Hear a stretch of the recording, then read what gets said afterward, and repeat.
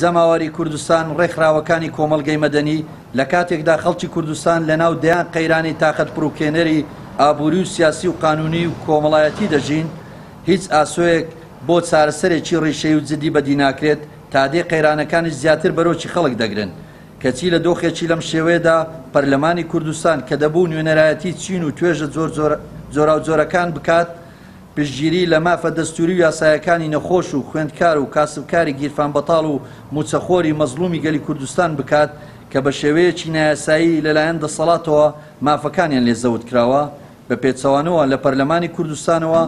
هەوڵێکی دژە دیموکراسی و دژە ئازادی بە پێچەوانەوەی تەواوی پێوەرنەگەردونیەکان و حکومڕانیەکی دیموکراس دژ بە جارنامەی مافەکانی مرۆڤ و ئازادیە تایبەتی و گشتیەکان دەیەوێت لە ڕێگای دەرکردنی یاسایەک لە ژێر ناوی پرۆژە یاسای ڕێخستنی میدیای ئەلکترۆنی تۆڕە کۆمەڵایەتیەکان و تەواوی کۆمەلگا بخاتە ژێر چاودێری بەمانایەکی دیکە کۆمەلگای کوردی بکاتە زیندانێکی گەورە. ئێمە پێمان وایە ئەمە بابەتێکی هەستیارە دۆخی هەرێمی کوردستان بەرەو ئاڵۆزی و شێوان ئەبات. تاکیدیش ئەکەینەوە کە ئەقلیەتێکی دیکتاتۆریانە لە پشتەوە دەنەی ئەم جۆرە کارانە ئەدات.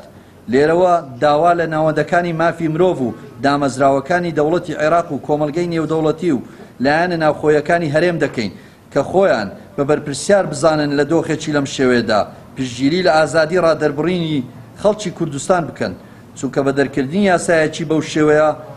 ژیانی تایبەتی و ئازادیە تایبەتی و گشتیەکان لە هەرێمی کوردستانی عێراق دەکەونە بەر هەڕەشەی جدی.